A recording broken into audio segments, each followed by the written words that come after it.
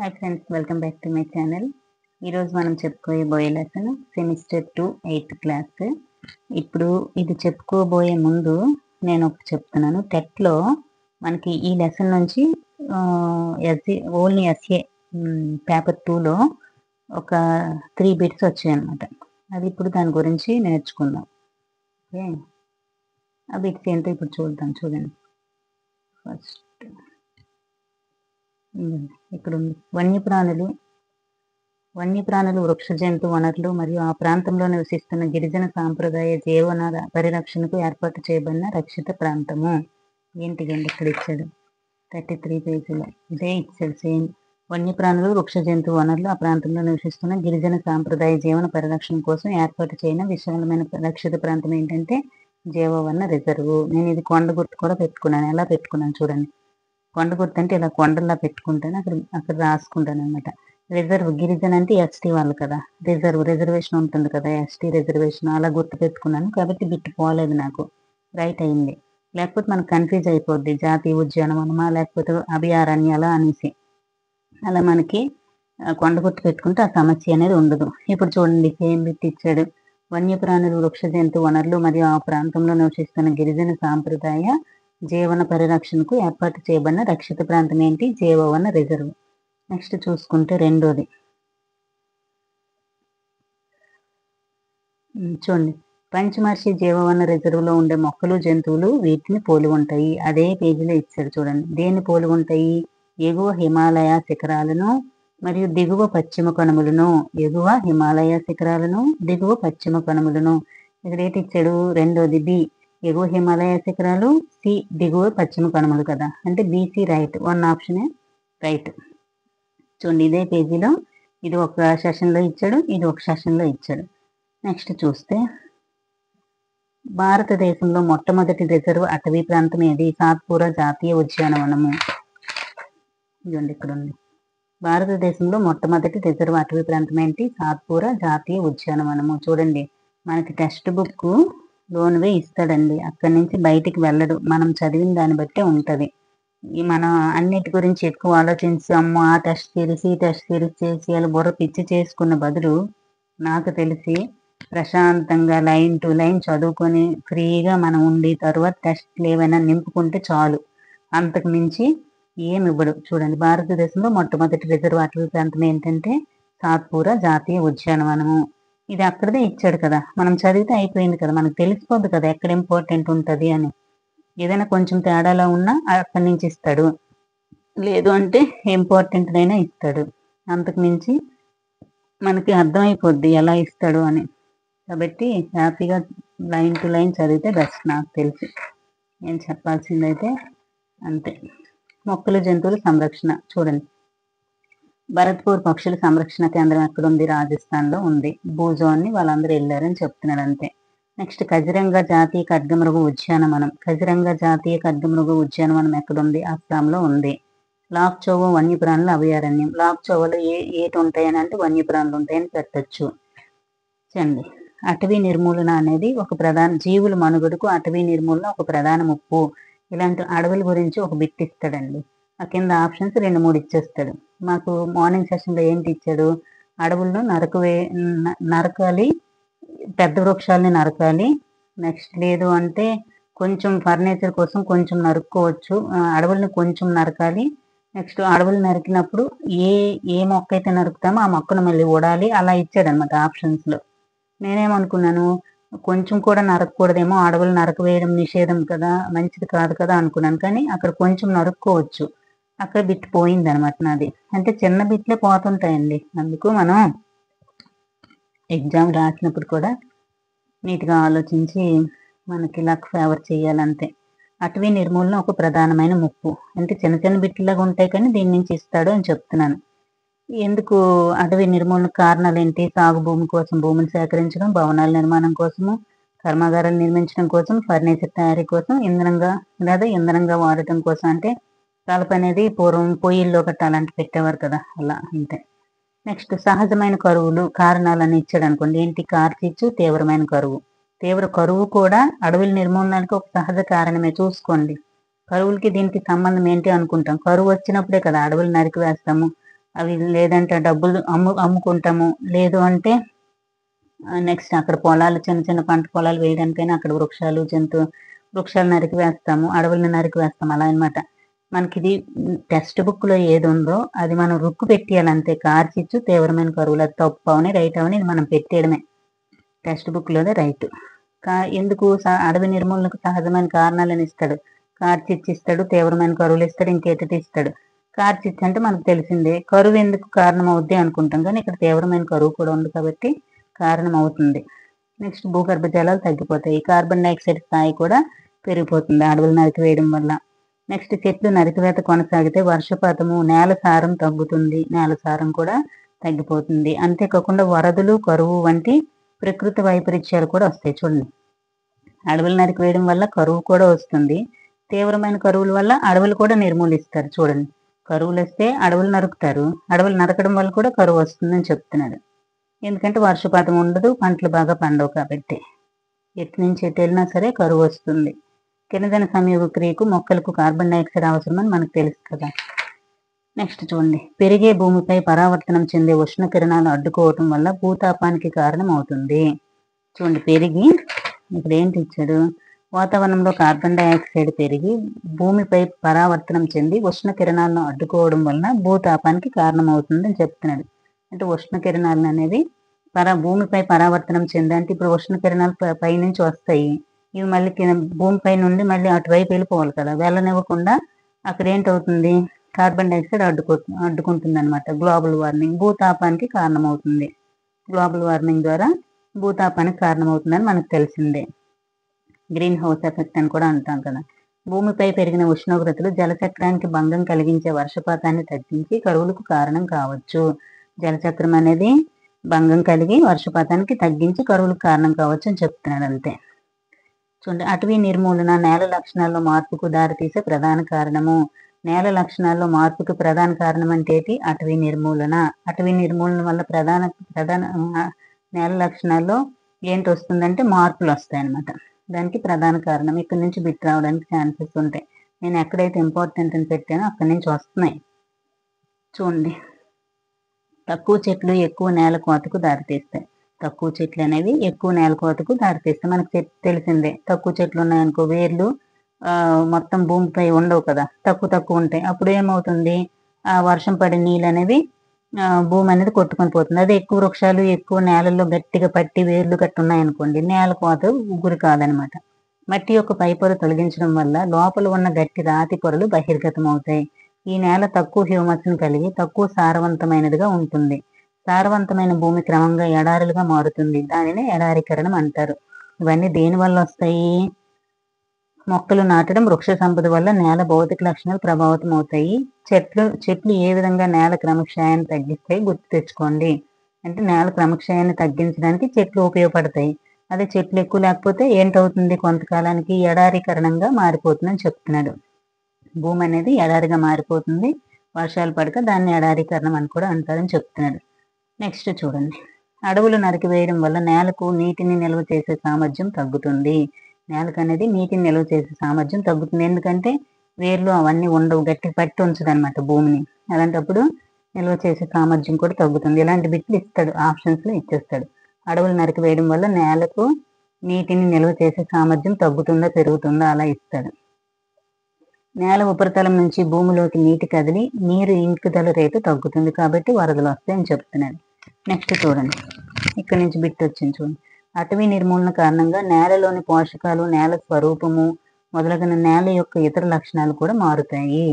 ఈ అడవి నిర్మూలన వల్ల ఏటేటి మారుతాయని ఇచ్చాడు. నేలలో పోషకాలు కూడా, నేల స్వరూపం కూడా, నేల యొక్క ఇతర లక్షణాలు కూడా మారుతాయి. అది అన్నిటిలో ఇచ్చాడు.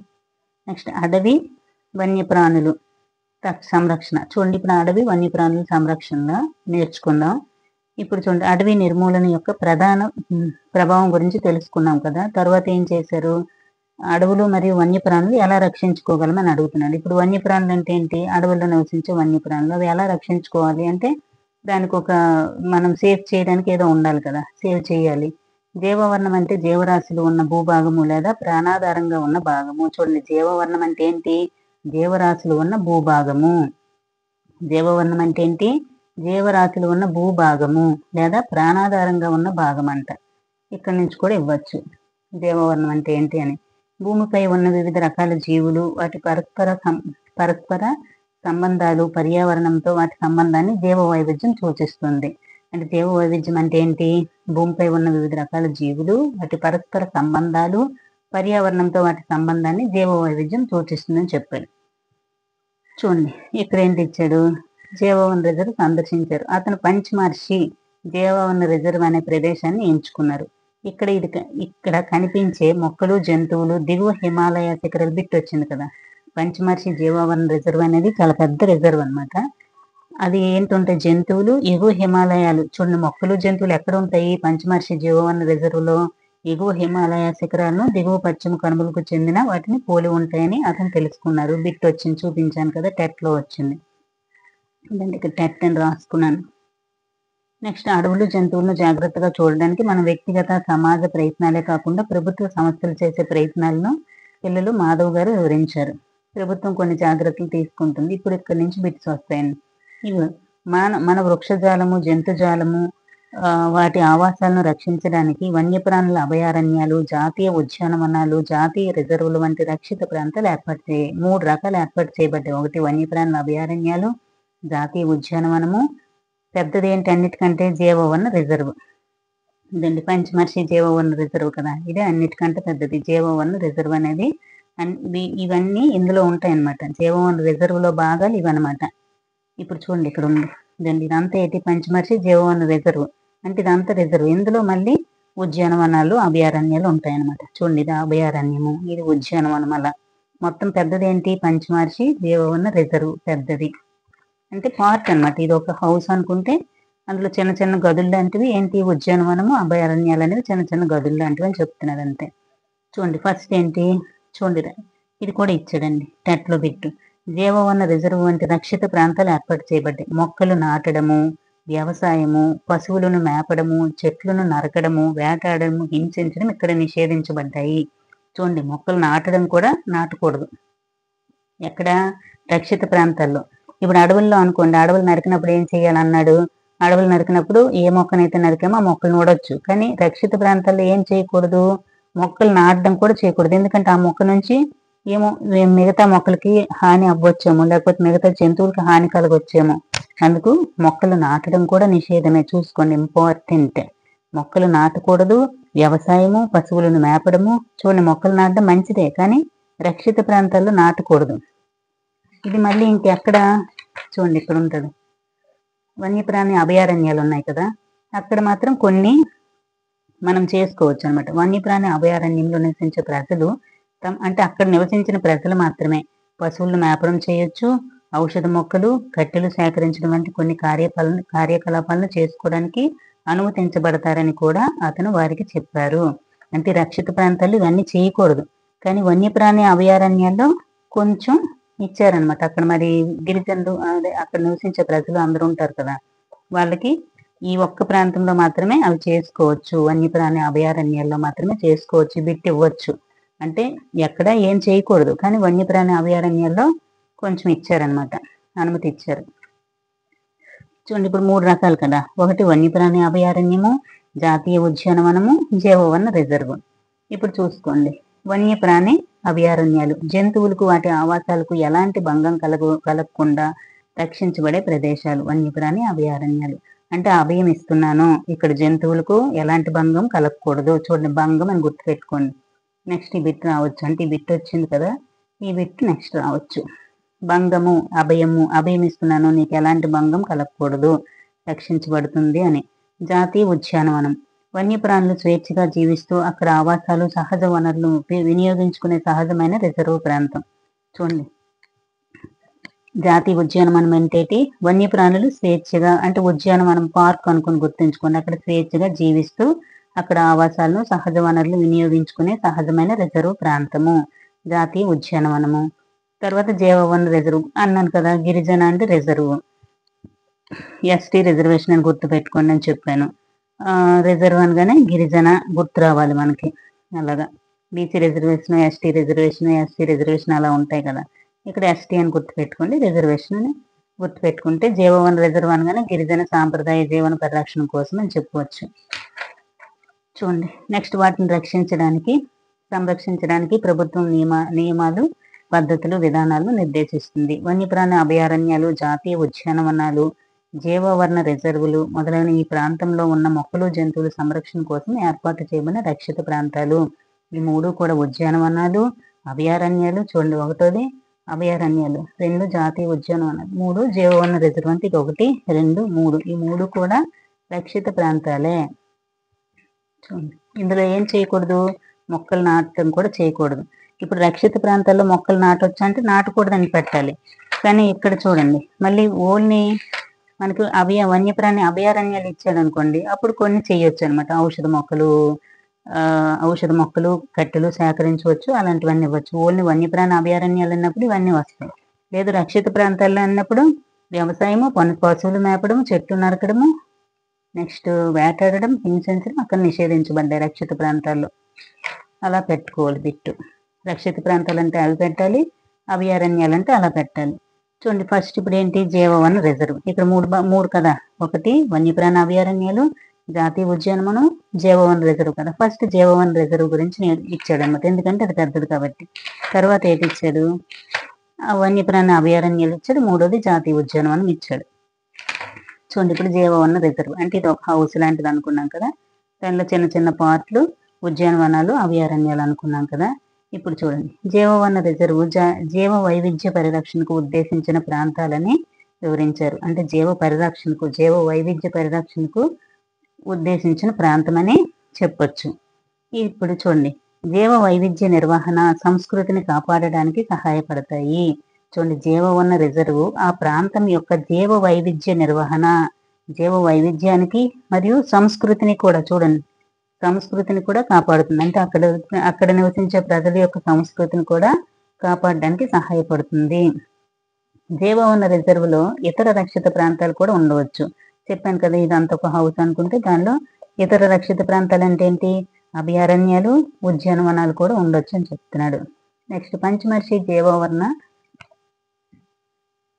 రిజర్వ్ లో సాత్పూరా అనే జాతీయ ఉద్యానవనము, బోరి మరియు పంచమర్షి అనే 2 వన్యప్రాణి అభయారణ్యాలు కూడా ఉన్నాయి. చూడండి, జాతీయ ఉద్యానవనం కూడా ఉంది, సాత్పూరా జాతీయ ఉద్యానం కూడా ఉంది.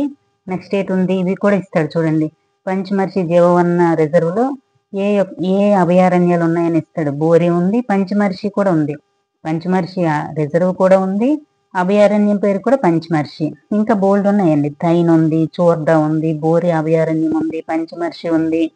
ఇక్కడ పిపారియా వరకు పునర్పని ద్వారం ఉంది, పంచమర్షి అభయారణ్యం ఉంది, నిమ్గన్ ఉంది, సాత్పూర్ జాతీయ ఉద్యానవనం ఉంది, తవా రిజర్వాయర్ కూడా ఉంది. ఇవి కూడా గుర్తుపెట్టుకోవాలి, వాడు ఇవ్వడానికి ఛాన్సెస్ ఉంటాయి, ఎందుకంటే డయాగ్రామ్ లో కూడా ఇస్తాడు. ఇక్కడ 2 ఇచ్చాడు, బోరి మరియు పంచమర్షి 2 వన్యప్రాణుల అభయారణ్యాలు ఉన్నాయి. బోరి అక్కడ ఉంది, ఇక్కడ ఉంది.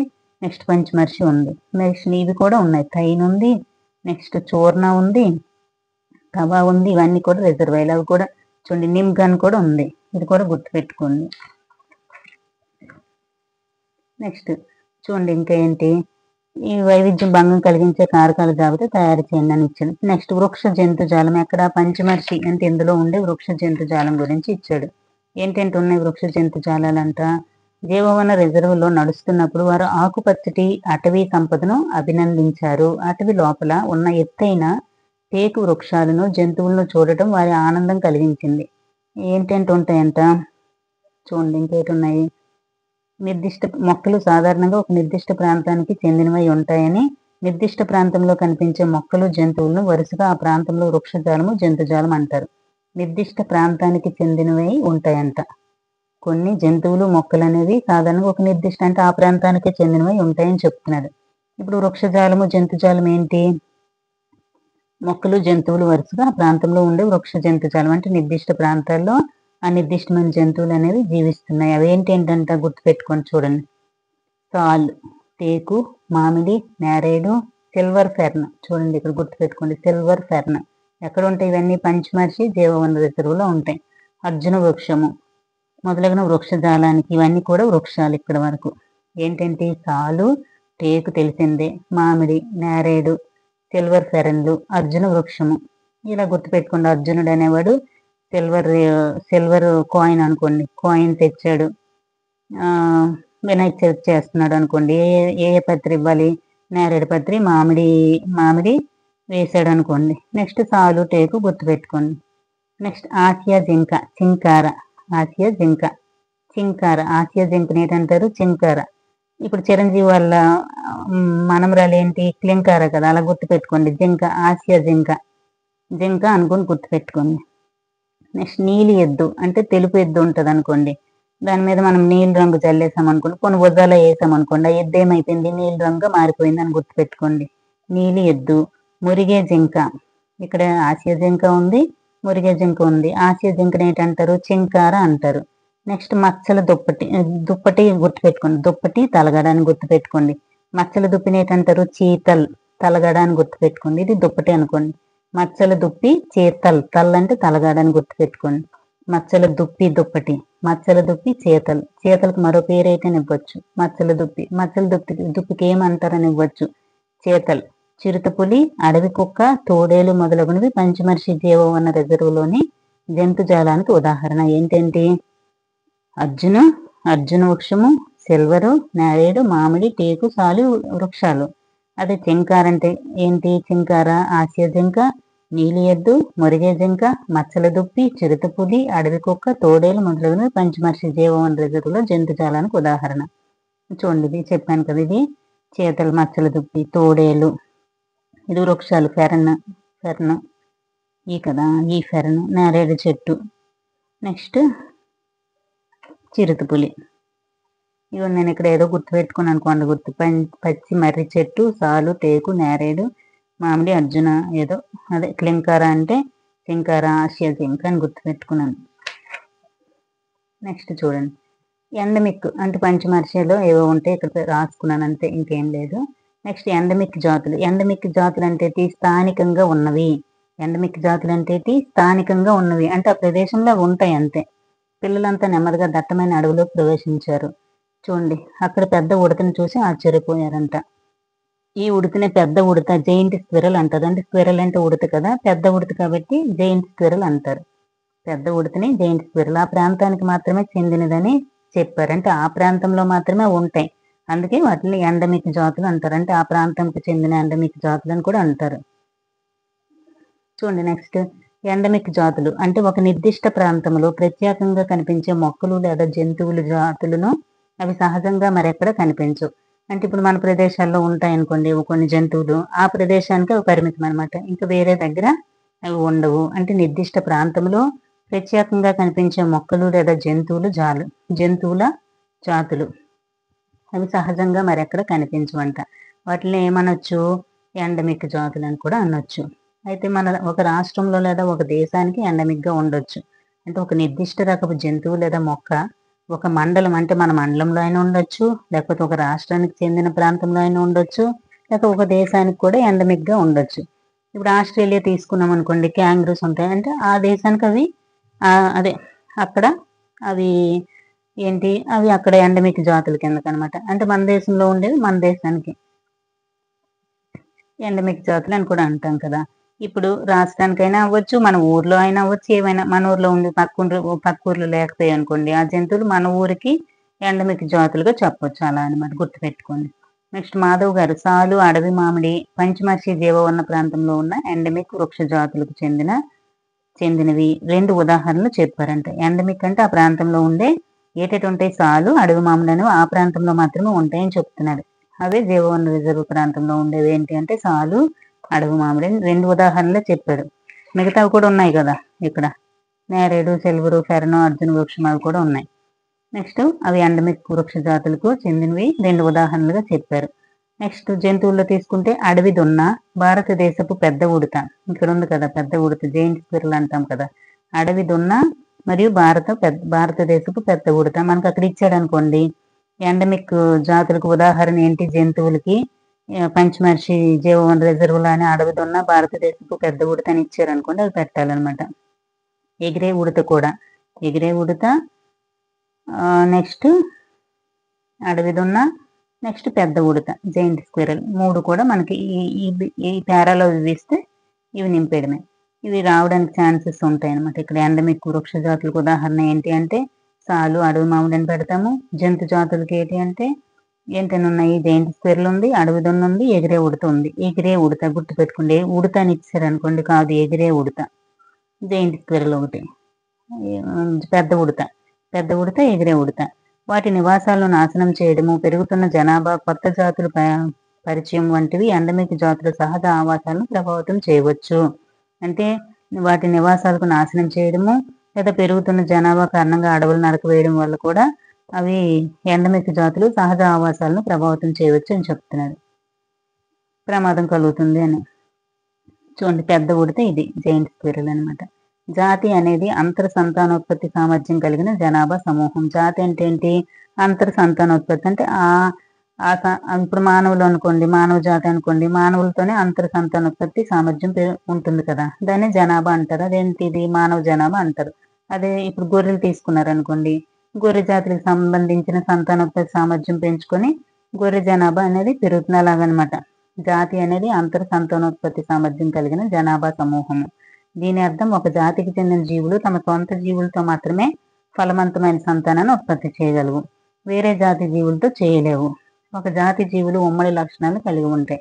అంటే ఒక జాతి జీవులు ఇప్పుడు మానవులు తీసుకున్నాం అనుకోండి, మళ్ళీ ఉమ్మడి లక్షణాలన్నీ ఏంటి? నడవడము, చేతులు ఉండడము, కళ్ళు, అదే మాట్లాడడం, ఇవన్నీ ఉమ్మడి లక్షణాలు ఉంటాయి కదా. ఒక జాతి చెందిన జీవులన్నీ కూడా ఉమ్మడి లక్షణాలు కలిగి ఉంటాయని చెప్తున్నాడు. మీరు నివసించే ప్రాంతంలో ఎండమిక్ మొక్కలు, జంతువులు గుర్తించండి అని చెప్పండి. అంటే మన ప్రదేశంలో ఉండే వాటినే ఎండమిక్ జాతులు అంటాం కదా. నెక్స్ట్ రెండోది ఏంటి?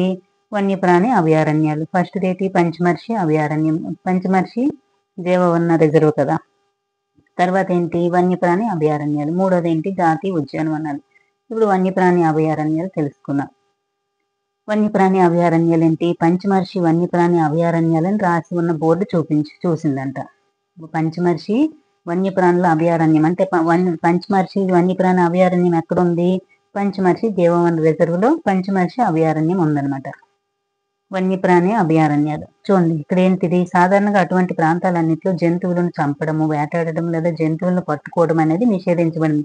అంటే రక్షిత ప్రాంతాల్లో ఏంటని ఇచ్చాడు? ఏది చేయకూడదని ఇచ్చాడు. కానీ ఇక్కడ అలా చేస్తే చట్ట ప్రకారం శిక్షార్హమనే ప్రొఫెసర్ అహ్మద్ వివరించాడు. అంటే అలా చేయకూడదు అని. ఏది చేయకూడదు? మొక్కలు నాటడం కానీ, వ్యవసాయం కానీ, పశువులు మేపడం కానీ, చెట్లు నరకడం కానీ, వేటాడడం కానీ, హింసించడం కానీ చేయకూడదు రక్షిత ప్రాంతాల్లో. రక్షిత ప్రాంతాల్లో ఒక భాగం ఒక పార్ట్ కదా వన్యప్రాణి అభయారణ్యము. చూడండి, వన్యప్రాణి అభయారణ్యాలు రిజర్వ్ అడవుల మాదిరి అడవులు జంతువులకు రక్షణ, అనువైన జీవవన పరిస్థితులకు అందజేస్తాయి. అంటే రక్షిత ప్రాంతాల వల్లే ఉంటాయి. కానీ చూడండి, వన్యప్రాణుల అభయారణ్యంలో నివసించే ప్రజలు తమ పశువులను మేపడం చేయొచ్చు, ఔషధ మొక్కలను, కట్టెలను సేకరించడం, కొన్ని కార్యకలాపాలను చేసుకోవడానికి అనుమతించబడతారని కూడా అతను వారికి చెప్పారు. అంటే ఇందులో కొన్ని అక్కడ ఉండే ప్రజలకు మాత్రమే, వేరే ప్రజలకు కాదు, గుర్తుంచుకోండి. అక్కడ నివసించే ప్రజలకు మాత్రమే పశువులు మేపచ్చు, ఔషధాలు మరియు కట్టెలను సేకరించడానికి అనుమతించబడతాయి అన్నమాట. నెక్స్ట్ ఇక్కడ ఏంటి ఉంటాయి చూడండి, పంచమర్షి జీవవన రిజర్వ్లో ఏంటున్నాయి? పంచమర్షి జీవవన రిజర్వ్లో వృక్షానికి సంబంధించినవి ఉన్నాయి, జంతువులకు సంబంధించి ఉన్నాయి. నెక్స్ట్ వన్యప్రాణి అభయారణ్యాల్లో ఏంటంటే ఉన్నాయి? నల్ల దుప్పి, దీన్ని కృష్ణ జింక అంటారు. అంటే కృష్ణుడు నల్లగా ఉంటాడని గుర్తుపెట్టుకోండి. అభయారణ్యం అంటే ఏంటన్నాను? అభయం ఇస్తున్నాను అని చెప్పి గుర్తుపెట్టుకోమన్నాను కదా. అభయారణ్యం అంటే భంగం కలగకుండా రక్షించబడే ప్రాంతం. అభయారణ్యాలు ఏంటి ఉంటాయి? కృష్ణుడు అంటే నల్లగా ఉంటాడని గుర్తుపెట్టుకోండి. అభయం ఇస్తున్నాడు కృష్ణుడు అని కూడా గుర్తుపెట్టుకోండి. నల్ల దుప్పి, కృష్ణ జింక. తెల్ల కళ్ళ జింక, చూడండి జింకకి తెల్ల కళ్ళు ఉంటాయంట. ఏనుగు ఉంటుంది. బంగారు పిల్లి అంటే పిల్లి అనేది గోల్డ్ కలర్లో ఉంటుందని గుర్తుపెట్టుకోండి. గులాబీ రంగు గల తల ఉండే బాతు, ఇది ఇచ్చాడండి. గులాబీ రంగు తల ఉండే బాతు, తల అనేది గులాబీ రంగులో ఉంటుందంట. ఫస్ట్ నల్లగా ఉంటాడు కృష్ణుడు, నెక్స్ట్ తెల్ల కళ్ళు జింక, ఏనుగు, బంగారు పిల్లి, గులాబీ రంగు గల బాతు. ఇక్కడ గులాబీ పిల్లి అని ఇస్తాడు, కాదు, బంగారు పిల్లి, గులాబీ రంగు తల ఉండే బాతు, పొడవు ముట్టె ఉండే మొసలి, దాన్ని ఏంటంటారు? పొడవు ముట్టె ఉండే మొసలు అంటారు, గరియలు అంటారంట. నెక్స్ట్ చిత్తడి నేల మొసలు కూడా ఇస్తాడు. ఇప్పుడు చిత్తడి నేల మొసలి అని ఇచ్చి కింద గరియాలని ఇస్తాడు అనుకోండి, దేన్ని గరియాలని కూడా అంటారంటే అప్పుడు ఏం చేయాలి? ఏటనాలి? పొడవు ముట్టు ఉన్న మొసలినే ఘరియాలు అంటారు. చిత్తడి నేల మొసలి, కొండ చిలువ, ఖడ్గమృగం మొదలగునవి కొన్ని అంతరించిపోతున్న జీవులు మన వన్యప్రాణుల అభయారణ్యాల్లో సంరక్షించబడుతున్నాయి. ఏ జీవులు సంరక్షించబడుతున్నాయి? అంతరించిపోతున్న జీవులు. ఏంటి? అంతరించిపోతున్న జీవులు అనేవి వన్యప్రాణుల అభయారణ్యాల్లో సంరక్షించబడుతున్నాయి, భద్రపరచబడుతున్నాయి. జాతీయ అభయారణ్యాలు విలక్షణమైన ప్రకృతి దృశ్యాలు కలిగి ఉన్నాయి. విస్తృత స్థాయి అడవులు, పర్వత అడవులు, పెద్ద నదులు, డెల్టాల్లో, పొదల్లో కూడిన భూములు. చూడండి, భద్రపరచబడ్డాయి. భారతీయ అభయారణ్యాల్లో విలక్షణమైన ప్రకృతి దృశ్యాలు కలిగి ఉన్నాయని చెప్తున్నాడు. రక్షిత అడవులు కూడా సురక్షితం కాకపోవడం విచారకరం. ఈ రక్షిత అడవులు కూడా సురక్షితంగా ఉండకపోవడం అనేది విచారకరం అని చెప్తున్నాడు. ఎందుకంటే ఆ ప్రాంతానికి పరిసరాల్లో నివసిస్తున్న ప్రజలు వాటిని ఆక్రమించి నాశనం చేస్తున్నారంట. ఏదో కొంచెం ఇచ్చారు, అంటే మీరు మొక్కలను, ఔషధ మొక్కలు సేకరించుకోండి, కట్టెలు సేకరించండి అని కొంచెం గవర్నమెంట్ ఇచ్చింది. కానీ ఇక్కడున్న ప్రజలు ఏం చేస్తున్నారట? వాటిని ఆక్రమించి నాశనం చేస్తున్నారంట. పిల్లలు వారు సందర్శించిన జంతు ప్రదర్శనశాలను గుర్తు తెచ్చుకున్నారు. జంతు ప్రదర్శనశాలలు కూడా జంతువులు రక్షణ పొందే ప్రదేశాల్లో వారు గుర్తు చేసుకున్నారు. నెక్స్ట్ చూడండి, జంతువులు సహజ నివాసానికి బదులుగా కృత్రిమ ఆవాసాల్లో నివసించగలవా? మీ అభిప్రాయం ప్రకారం జంతు ప్రదర్శనశాలల్లో లేదా వాటి సహజ ఆవాసాల్లో ఎక్కడ సౌకర్యవంతంగా ఉంటాయని అనుకుంటున్నారు అని అడిగాడు. నెక్స్ట్ మూడోది ఏంటి? జాతీయ ఉద్యానవనం. జాతీయ ఉద్యానవనంలో చాలా పెద్ద లెసనే, రేపు చెప్పుకుందాం. ఇప్పుడు 2 నేర్చుకున్నాం కదా, ఏంటంటే పంచమర్షి జీవవన రిజర్వ్, నెక్స్ట్ అభయారణ్యాలు. చూడండి, అభయారణ్యాలు అంటే ఏంటి? ఆవాసాలకు ఎటువంటి అభయం ఇస్తున్నాను, భంగం కలిగించుకు. ఉద్యానవనం అంటే సహజ, స్వేచ్ఛ అని గుర్తుపెట్టుకోండి. జీవవన రిజర్వ్ అంటే రిజర్వేషన్, గిరిజన అని గుర్తుపెట్టుకోండి. నెక్స్ట్ చూస్తే జీవ వైవిధ్య నిర్వహణ. జీవవన రిజర్వ్ ఆ ప్రాంతం యొక్క సంస్కృతిని కూడా కాపాడుతుంది, ఇవ్వచ్చు. ఇక్కడ ఏంటంటే ఉన్నాయి? పంచమర్షి జీవవన రిజర్వ్ లో సాత్పురా జాతీయ ఉద్యానవనం ఎక్కడుంది అని ఇవ్వచ్చు, పంచమర్షి జీవవన రిజర్వ్ లో. అందులో మళ్ళీ అభయారణ్యాలు కూడా ఒక పార్ట్ కదా, అవి ఏంటంటే బోరి ఉంది, పంచమర్షి ఉంది, ఇంకా బోల్డ్ ఉన్నాయి. బోరి ఉద్యానవనం ఉంది, నెక్స్ట్ పంచమర్షి కూడా ఉంది. ఇప్పుడు పంచమర్షి ఉంది. నెక్స్ట్ వృక్ష జంతుజాలాలు ఇచ్చాడు. వృక్షజాలం ఏంటి? అర్జునుడు సిల్వర్ కాయిన్ ఏదో పట్టుకొని, లేకపోతే సిల్వర్ రింగ్ పెట్టుకున్నాడని గుర్తుపెట్టుకోండి. నేరేడు, మామిడి, తేకు, సాలు అంతే. నెక్స్ట్ ఆసియా జింక, చింకార, నీలి ఎద్దు, మురిగే జింక, మచ్చల దుప్పి, చీతల్, దుప్పటి, తలగడ, చీతల్, మచ్చల దుప్పి, చిరుతపులి, అడవి కుక్క, తోడేలు. పంచమర్షి జీవవనంలో జంతుజాలానికి ఉదాహరణ. ఎండమిక్ జాతులు ఏంటంటే స్థానికంగా ఉన్నవి, అంటే ఆ ప్రదేశంలో ఆ జంతువులు ఉంటాయి, మరి ఎక్కడ ఉండవు అని అర్థం అనమాట. ఏ ప్రదేశంలో అయితే ఉంటాయి ఆ ప్రదేశంలో ఉంటాయి. అంటే మన ఊర్లో ఉండి వేరే ఊర్లో కూడా ఉండొచ్చు, అక్కడ అవి ఎండమిక్ జాతులు అవుతాయి, మన దగ్గర మన ఎండమిక్ జాతులు అవుతాయి అనమాట. అలా. నెక్స్ట్ జాతి అంటే ఏంటి? సంతానోత్పత్తి అంటే ఉమ్మడి లక్షణాలు కలిగి ఉంటాయి, ఆ అంతర్ సంతానోత్పత్తి సామర్థ్యం కలిగి ఉంటాయి. జాతి అని ఇచ్చి కింద ఈ లక్షణాలు ఆప్షన్స్ లో ఇవ్వచ్చు.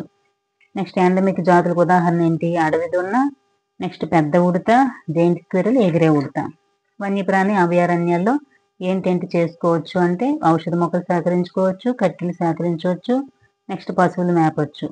ఇందులో ఏంటంటే ఉంటాయి? కృష్ణ జింక, నల్ల దుప్పికి కృష్ణ జింక అంటారు. తెల్ల కళ్ళు జింక ఒకటి, కృష్ణ జింక ఒకటి.